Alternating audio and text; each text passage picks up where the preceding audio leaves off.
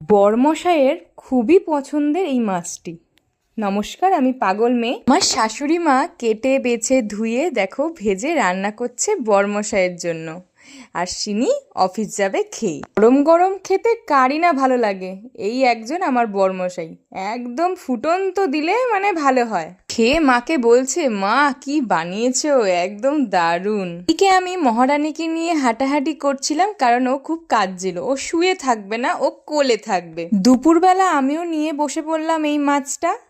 আর ডাল ভাত খাওয়া হয়ে গেছে, তরকারি খাওয়া হয়ে গেছে। মা ওদিকে সোনামাকে দেখছে, আর এদিকে এখন একাই খেতে হচ্ছে। আগে আমরা সবাই মিলে খেতাম, শাশুড়ি মা, শ্বশুরমশাই, আমি। এখন তো সেটা সম্ভব না, তাই এই জন্য আমি একাই খেতে বসে পড়েছি। দেখো মাছগুলো আমারও তো ভালো লাগে না, বাট সেদিন খুব ভালো রান্না করেছিল আমার শাশুড়ি মা। এর ভিডিওটা কেমন লেগেছে অবশ্যই কমেন্ট করে জানিও। উফ, হেভি খেতে হয়েছে। টাটা।